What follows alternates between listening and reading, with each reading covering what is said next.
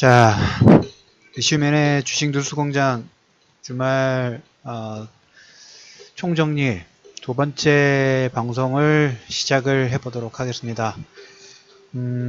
이런저런 생각 부분들을 계속 좀 어떤 내용을 정리를 좀 해서 올려드릴까.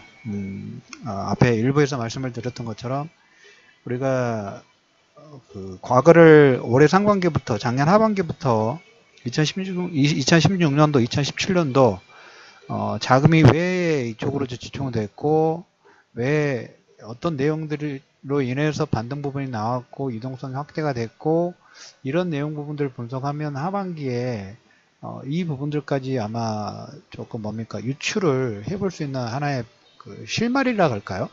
실마리를 조금 찾아볼 수 있을 걸로 사료가 됩니다. 그래서 그런 내용 부분들을 얘기를 해드리는데, 우리가 이제 2016년도에 여러분들한테 시장에서 지금 가장 중요한 키워드를 글로벌 매크로에서 두 가지를 꼽는다 하면, 심플하게 저는 1차적으로 현재 시점에서는 금리, 당연히 금리죠.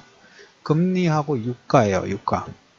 금리와 유가가 상당히 중요한 어떤 키메이커를 하고 있는데, 주도주 성향을 띌 때도 보면 시장에서도 주도주 성향 부분들을 띌 때 최근 8월, 6월, 7월 달에 시장에서 가장 키워드 부분들을 보니까 실적이죠. 실적에서 IT. 그래서 실적이 되는 종목군하고 되지 못하는 종목군들은 주도주구이 되느냐 되지 못하느냐로 천차만별 나눠지는 것처럼 각 시점마다 이런 그 키워드들이 계속 바뀌어요. 그래서 주식이 어려운 거예요. 숫자 부분들이. 어느 정도 좀 하나에 익숙해질만 하면 다른 새로운 내용으로 전혀 생각지도 못하는 내용으로 바뀌고, 또 이게 좀 익숙해질만 하면 또 다른 걸로 바뀌고, 이게 좀 어렵다는 겁니다. 그래서 우리가 이제 과거를 통해서 한번 유출을 해보는 그런 작용 부분들을 이걸 통해 가지고 향후 8월, 9월, 10월 달 어떤 흐름 부분들을 예상할 수 있지, 현재 시점에서 또 추가적으로 또 다른 내용들이 업데이트되면 이 내용에서 또 업데이트 되는 내용을 가지고 또 코멘트를 좀 드리기로 하겠고, 자, 올해 상반기에 가장 큰 특징 부분들 하나를 꼽는다 하면 전기전자 쪽의 상승이죠. 전기전자 쪽의 상승이에요. 특히 반도체, 전기전자. 자, 그러면 이제 우리가 이걸 한번 생각해 볼 수가 있어요. 2016년도, 2017년도, 우리 2016년도 초반에는 유가가 20달러 미만, 20달러 초반대 움직였었죠. 움직이면서 시장에서는 이러다가 이제 경기가 무너지는 거 아니냐. 이제까지 돈을 엄청나게 많이 풀었는데 돈을 푼 효과가, 그러니까 우리가 그 인위적으로 펌핑적인 부분들 하면서 돈을 풀면서 경기를 살려내려고 했는데, 정작 보니까 유가가 20달러까지 떨어진다는 것은 글로벌 경기가 뭔가 적신호가 계속 켜졌다는 그런 의미죠. 그래서 금리가 어마어마하게 났는데도 불구하고 이렇게 유가가 살아나지 못하는 거, 경기 자체도 성장률도 반등하지 못하고 물가도 오르지 못하니까 그때부터 어떻게 되냐면 글로벌 디플레이션 관련된 부분들로 경기 자체, 글로벌 전체적으로 패닉 상태에 들어가게 되죠. 자, 그 시점부터 해가지고 유가가 20달러에서 50달러까지 반등 부분들이 드라마틱하게 나왔습니다. 드라마틱하게 나오면서 그때 연준 의장의 고압경제라는 부분들도 코멘트를 하고, 그 다음에 이제 시장에서 금리는 낮는데도 불구하고 유가가 이제 한 50달러 정도까지 반등이 나오다 보니까 어떤 생각을 하냐면, 경기가 조금 호전이 되고 있네? 경기가 호전이 되고 있고, 금리도 그 연준에서 1년에 몇 번 인상을 하겠다. 물론 첫 번째 해는 코멘트대로 제대로 진행하지 못했지만, 올해는 지금 2번 정도 진행을 했기 때문에 정상적으로 진행이 되고 있죠. 그래서 작년 같은 경우에 그 전에 이제 그 연준은 테이퍼링 부분들 진행하고, 그 다음에 금리 인상을 진행하고 있다 하니까 유가가 반등이 나오고, 그 다음에 금리도 상승하면서 인플레이션, 주식시장에서 경기가 조금 살아나나 하는 착시 효과. 1차적으로 경기가, 지금은 이제 작년 같은 게 그렇죠. 올해 보면 유럽의 PMI라든지, 그 다음에 미국의 ISM 제조업 지표라든지, 중국의 제조업 지표라든지 경기가 살아나는 게 경기 지표로 확실하게 보였는데, 작년 초까지만 하더라도 그렇게 시장에서 눈으로 확인할 수 있는 지표 부분들이 그렇게 눈에 띄지는 않았어요. 가뭄에 콩나듯이 한두 개 정도, 미국의 실업률 정도만 좋고 나머지는 그렇게 눈에 쏙쏙 들어오지 않았습니다. 왜? 그 시점에 이제 유가도 20달러 선에 움직이고 있고, 근데 이제 유가가 20달러에서 50달러까지 올라가고, 금리도 이제 점차적으로 연준해서 금리 인상 부분들을 진행한다니까, 이제 착각인지 모르겠지만, 물론 이제 올해 들어서 그 경기 지표가 살아나는 게 눈으로도 확인했지만, 작년 같은 경우에는 그런 정책적인 부분들을 코멘트 했을 때 그런 생각 부분들을 못했죠.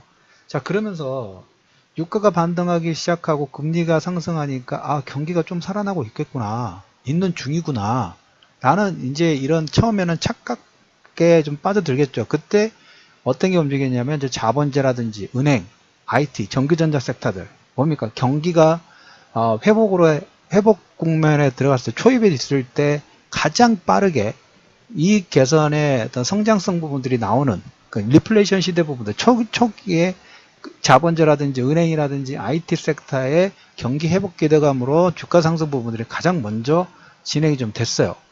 진행이 되면서 처음에는 여러분들 이 섹터들이 다 같이 움직였어요.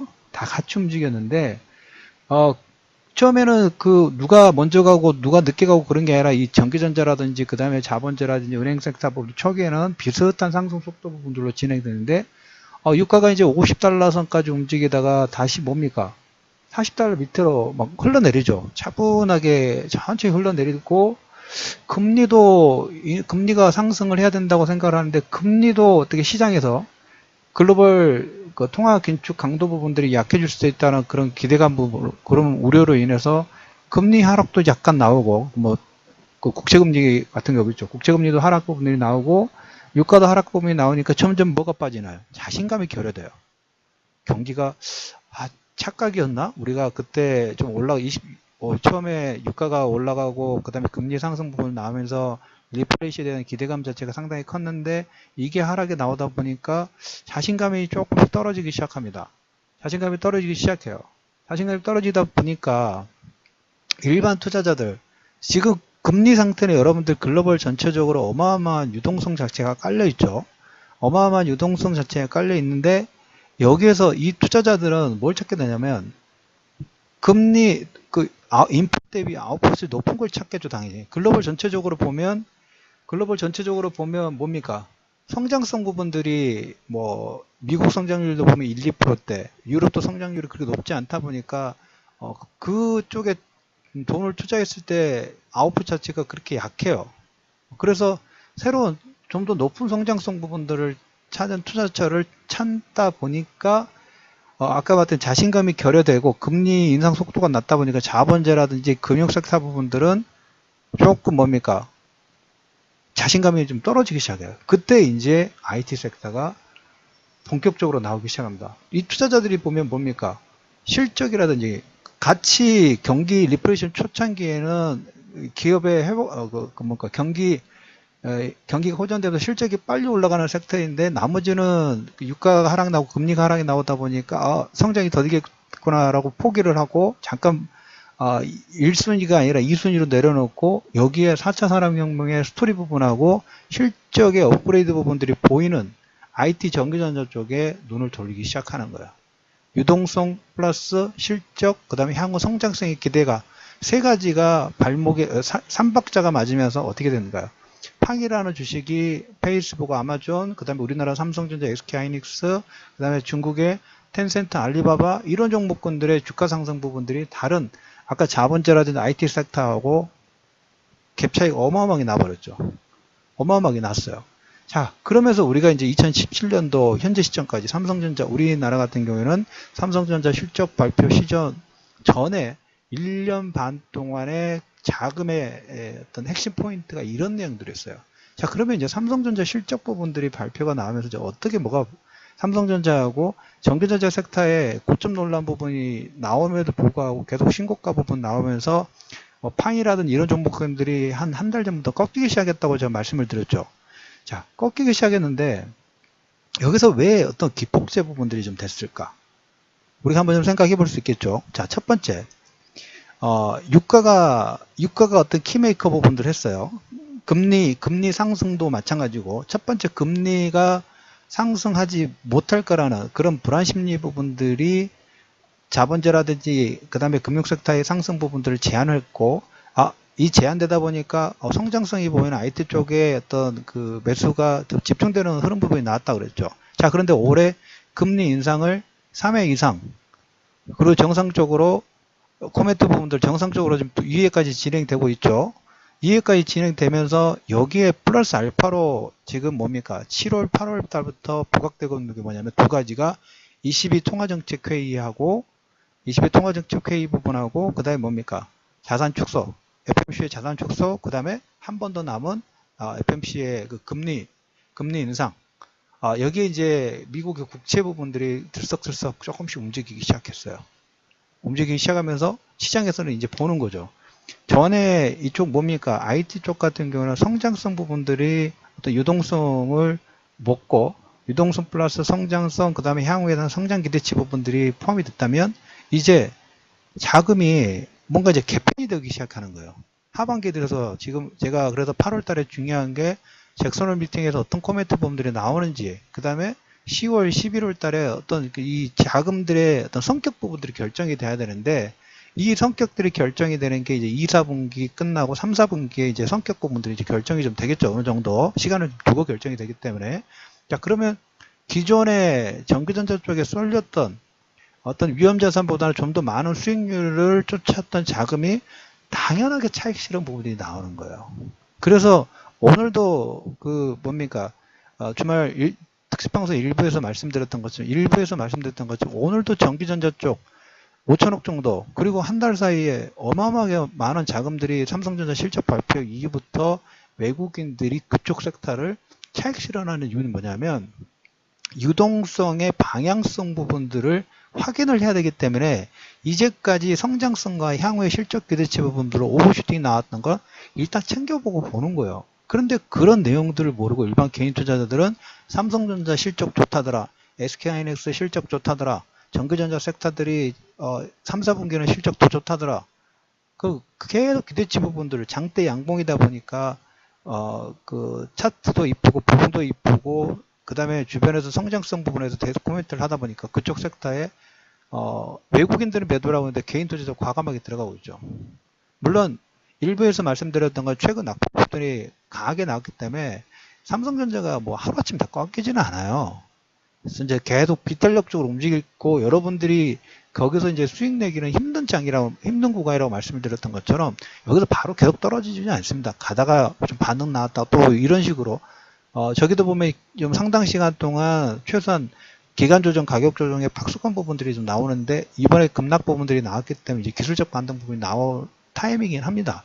하지만 뭡니까? 외국인들이 다시 전기전자 쪽에 섹터 부분도 들어가려면 시간이 좀 많이 걸릴 수밖에 없겠죠. 왜? 1차적으로 아까 말씀드렸던 것처럼 자금의 성격이 작년 하반기부터 올해 상반기까지는 아까 자본제라든지 은행주 같은 경우에는 금리 인상이라든지 경기에 대한 기대감 부분들, 회복에 대한 기대감으로 전기전자까지 같이 움직였는데 경기에 대한 회복에 대한 기대감이 좀 줄어들고 금리 인상에 대한 기대감이 줄어드니까 이쪽은 내려가고 이쪽은 투자자들이 좀 시간이 걸리겠는데 해서 이 자금이 어디로 갔나요? 성장성이 보이는 그 다음에 향후에 기대치 부분들이 커지는 전기전자로 쏠렸다 그랬죠. 근데 이제 이 두 섹터의 하반기에 이제 경기에 대한 기대감 부분들이 지금 유가가 지금 40달러, 45달러 이상 되면서 경기 제조업 지표 부분도 나쁘지 않죠. 1차적으로 제조업 경기 부분도 나쁘지 않고 두 번째 이제 자산 축소라든지 테이퍼링 관련된 부분들을 어떻게 진열 부분들 할 건가. 물론 제가 여러분들한테 장중에 그 방송 중에 여러 번 말씀드렸지만 이것은 여러분들 정상화로 가는 당연한 과정이라고 보셔야 돼요. 이것은 없으면 안 되고 이게 진행돼야지만 더 정상적으로 가죠. 최근에 지금 생각나는 것 중에 하나가 미국의 실업률 좋고 그 다음에 ISM 제조업 좋고 유럽도 좋고 그런데 미국 같은 경우에 미국의 소득, 임금 자체가 상승했다고 말씀드렸죠. 8개월 만에 최대치, 물론 큰 폭은 아니지만 아직 8개월 만에 반등 부분들을 보이고 있다는 것은 경기의 선순환 사이클 부분들이 살아나기 시작했다는 말씀을 드렸죠. 제조업이 살아나기 시작하고 제조업이 잘 되니까 고용을 많이 하고 고용을 많이 하다 보니까 고용을 많이 하다 보니까 거기에 대한 소득도 주는 임금도 상승하게 되고, 그러면 임금이 많이 상승하게 되면 소비를 더 많이 하니까 재고가 줄어들고 재고가 많이 주니까 공장에서는 또 새로운 물건 부분들을 생산을 하고, 이게 자동적인 선순환 사이클이죠. 이게 지금 미국에서는 이미 좀 그려지고 있어요. 경기가 지금 이미 화랑 부분들로, 화랑까지는 아니죠. 지금 초입이니까 더 큰 상승을 위해서 준비를 하는 그런 과정 정도를 보시면 될 것 같아요. 그래서 전기전자가 작년 하반기부터 올해 2, 4분기까지 강세를 이끌었던 가장 근본적 이유는 유동성이라든지 그다음 경기에 대한 자신감 부분들이 이런 식으로 투영이 됐기 때문에 전기전자가 상승이 나왔고, 나머지 산업재라든지 그다음에 금융섹터 부분하고 격차를 벌렸던 가장 큰 이유 중에 하나가 그겁니다. 자, 그러면서 지금 한 달 동안 여러분들 계속 말씀드리기 보니까 이런 내용이 있었기 때문에 이제 서로 스위칭 부분들이 되는 거고, 위에 올라갔던 종목군들, 섹터 부분들은 차익 부분들 계속 나오면서 내려왔죠. 그러면서 밑에 있는 애들은 뭡니까?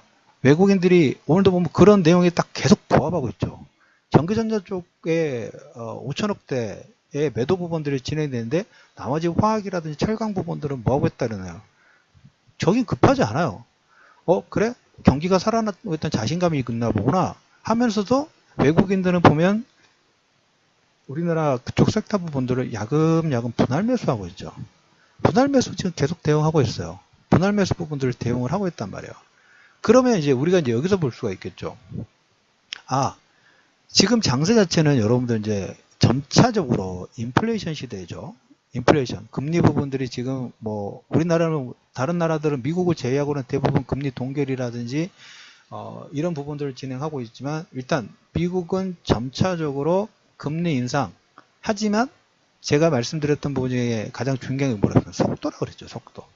속도만 급하지 않으면 돼요. 속도만. 이렇게 만약에 그 자산 축소라든지 금리 인상 부분들의 속도가 너무 급격하게 빨라지거나 빨라져 버리면, 그리고 뭡니까?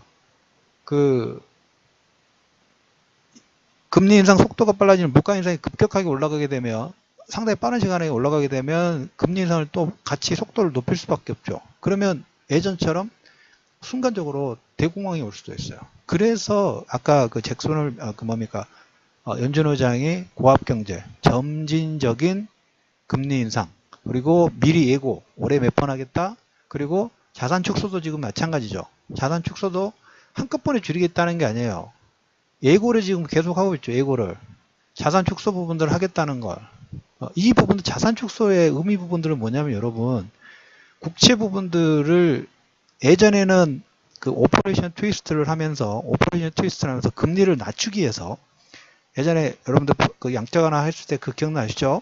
오퍼레이션 트위스트라는 걸 했어요. 그 오퍼레이션 트위스트는 딱 한마디로 정리하면 이거예요. 금리를 낮추기 위해서 인위적으로 단기채를 팔아요. 단기채를 팔고 장기채를 사죠. 장기채를 사주다 보니까 뭡니까? 장기금리가 내려가겠죠? 장기금리가 내려갔어요. 근데 이게 계속 사주다 보니까 이게 너무 내려왔어. 그래서 이제 뭡니까? 너무 저혈압이어도 안 된단 말이에요. 우리가 혈압 부분 볼 때도. 그래서 이 오퍼레이션 트위스트를 정상화하는 게 자산 축소, 이런 부분들이죠. 그래서 이제 이걸 자산 축소를 해가지고 자금을 나중에 어떻게 쓰는지 이제 우리가 이건 지켜봐야 되겠지만, 일단 이걸 지금 정상화를 하는 거예요. 자산 축소 부분에 장기금리 부분들을 일부러 내렸던 오퍼레이션 트위스트를 정상화하다 보니까 장기금리는 어떻게 될까요? 금리가 상승하는 와중이니까 점진적인 상승 부분들이 좀 나오겠죠. 자, 금리 인상이 왜 중요하냐고 이렇게 느낄까요? 인플레이션 시대에는 뭐가 좋다고 그럴까? 금리 인상 자체는 좋은 내용이 아닌데 왜 금리 인상 부분들에 대한 코멘트 부분들을 하실까? 자, 우리가 금리 인상, 지금 우리가 간단하게 이렇게 생각해 봅시다. 금리 인상의 속도가 가장 중요하다겠어요. 금리 인상 자체도 보면 여러분들이 가지고 있는 마인드처럼 저도 비슷하다고 봐요.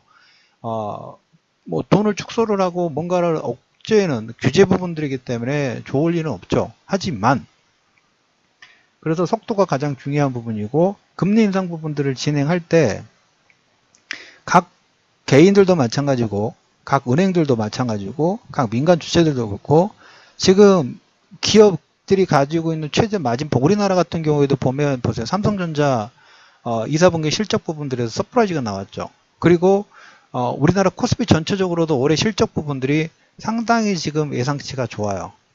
실적 부분들이 예상치가 상당히 좋아요. 코스피도 마찬가지고 코스닥도 마찬가지고 지금 그래서 코스피는 2017년도에 영업이익이 잘하면 200억 조까지도 넘어갈 수 있지 않을까. 지금 195조 정도 지금 컨센서스가 나오고 있기 때문에 그래서 2분기 예에서 3분기도 실적 부분들은 나쁘지는 않습니다. 자, 여기서 이제 제가 말씀드린 부분은 실적은 나중에 말씀을 드리도록 하겠고, 아무튼 200조 정도 생각을 해봅시다. 우리나라 같은 경우에. 우리나라가 한 200조인데 이제 다른 미국이라든지 유럽도 뭐 ISM 제조업 지표라든지 이런 게 지금 보면 돈을 지금 계속적으로 돈을 벌어들이는 기업이 수익이 지금 계속 수익 사업 부분들에서 양호하게 지금 진행이 되고 있다는 하나의 반증이겠죠.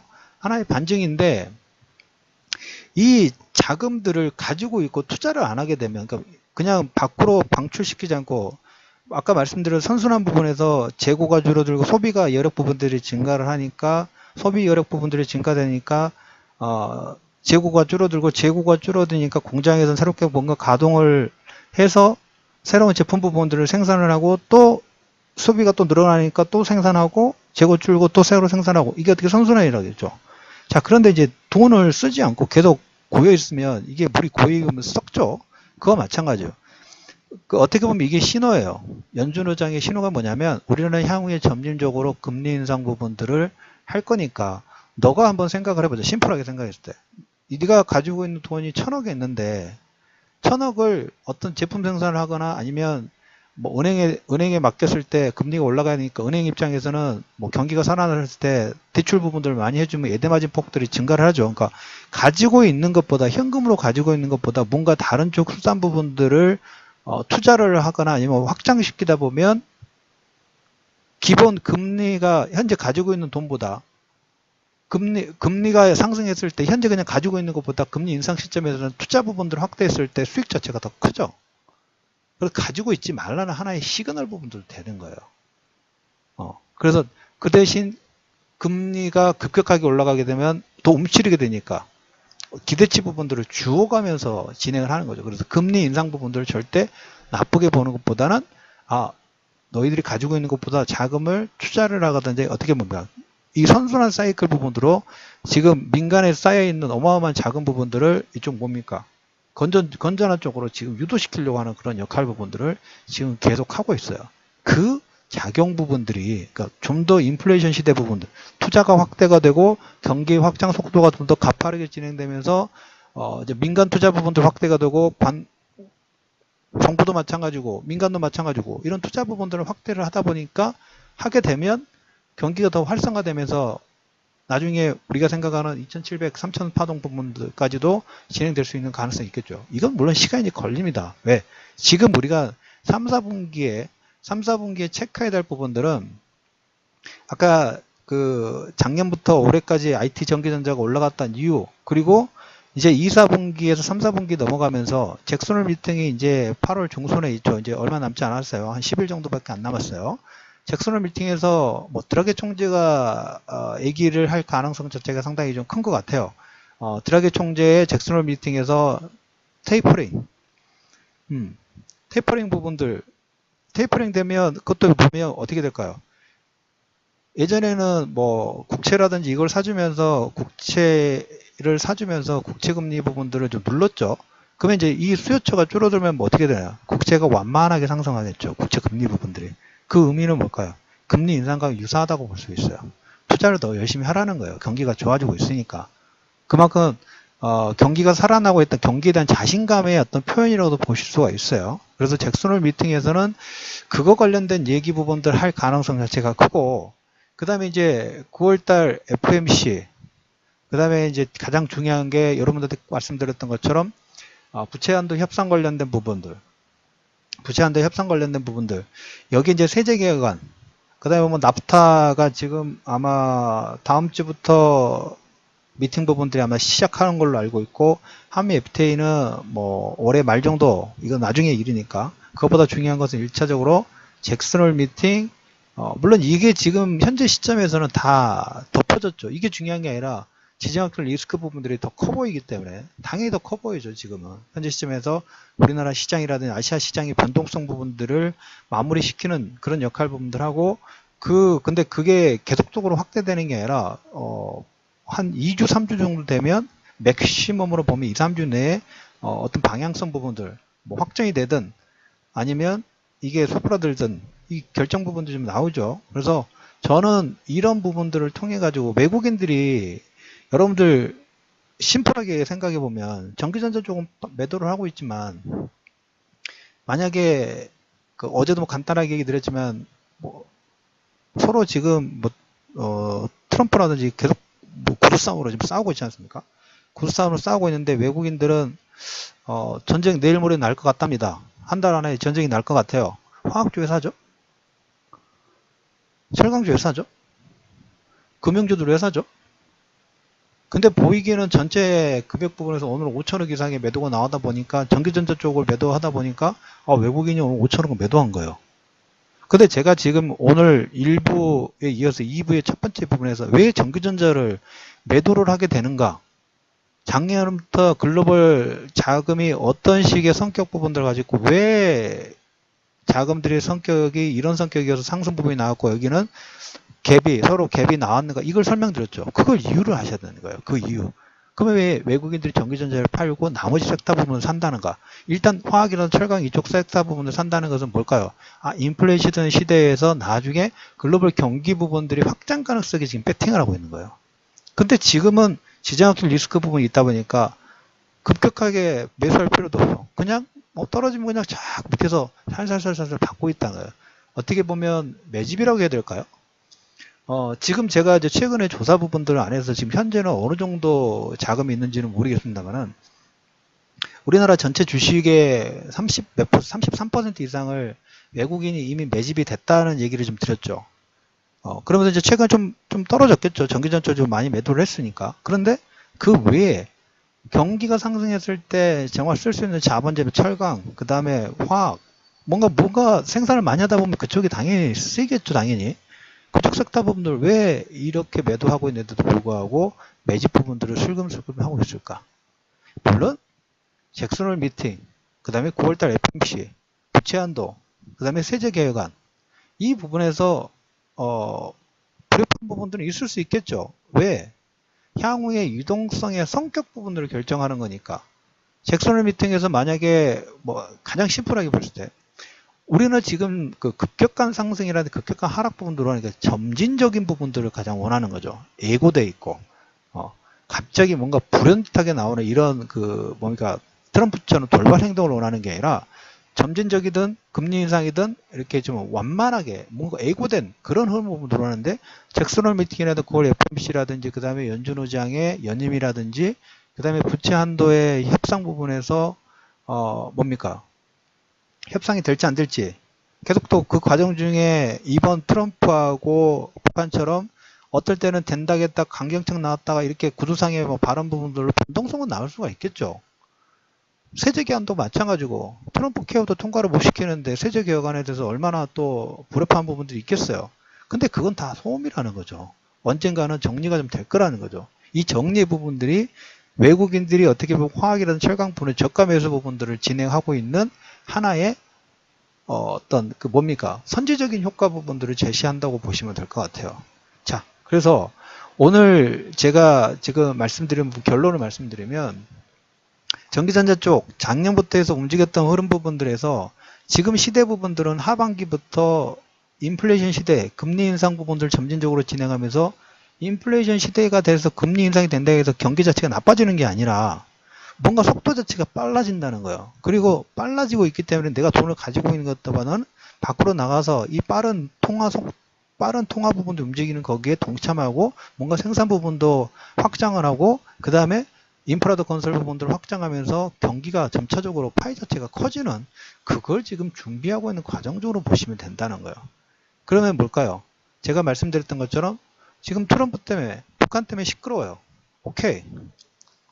그건 있을 수 있는 부분들이니까. 그리고 앞으로 잭슨홀 미팅 때도 얼마든지 시끄러울 수 있고 FMC에서도 시끄러울 수 있고 근데 시끄러울 수 있다고 가정을 했는데 막상 가보니까 또 안 시끄러울 수도 있겠죠. 하지만 일단 걸어놓자고요. 이런 부분들은 전체적인 시장 부분에서 소음 부분들이 될 수 있는 가능성 자체가 크기 때문에. 그래서 오늘은 여러분들 박스권 장세, 저가 매수 대응 부분들 코멘트 대응하자고 말씀을 좀 드렸고, 그 다음에 지금 이 장세 부분들의 성격 부분이 2, 4분기, 3, 4분기에 유동성, 시장에 지금 유동성 많이 깔려 있단 말이에요. 근데 인플레이션 시대가 되고 금리 인상되는 이런 자산 축소 부분들, 자산 축소라는 금리 인상이 점진적으로 이루어진다는 의미 부분들은 어떤 거다?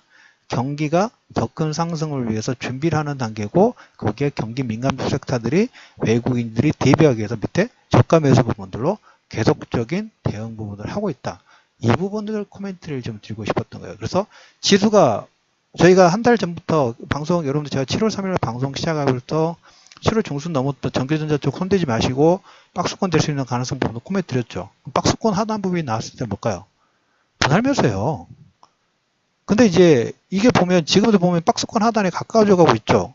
근데 지나가서 보면 거기가 박스권 하단인데 나중에 정작 현재 시점 부분에서 이게 박스권 하단이 될지 안 될지 잘 모르죠. 박스권 하단일 때는 뭔가 주변에서 뭔가 악재들이 많아요. 좋아하는 내용이 없어. 그 마음이 불안해. 근데 사야 되는데도 불구하고 못 사는 거예요. 그래서 뭘까요? 한 번에 사지 마시고 분할로 들어가자는 거예요. 분할로. 분할로. 어차피 지금 하락의 요건 부분을 만들었던 것은 최근 파동 같은 경우는 트럼프 관련된 트럼프와 북한의 길싸움 부분들이니까 그 길싸움은 앞으로도 앞으로 한 10일에서 한 20일 정도 계속적으로 나올 수 있는 가능성이니까 오케이. 너희들은 열심히 방송에서 떠들어라. 하지만 외국인들은 저가 매수 부분을 한다면 나는 외국인들과 같이 분할 매수 부분들로 대응하겠다. 한꺼번에 사면 불안한데 분할로 중간중간에 확인하면서 저가 매수 부분을 하면 불안하지 않겠죠. 자, 그래서 오늘 주말 방송 특집 1부, 2부분에서 물론 변동성이 큰 장사이지만 여러분들 너무 크게 현혹되지 마시라는 코멘트를 좀 드리면서 이슈맨의 주식 뉴스공장 주말 특집편 1부, 2부 마무리를 하도록 하겠습니다. 자, 마무리.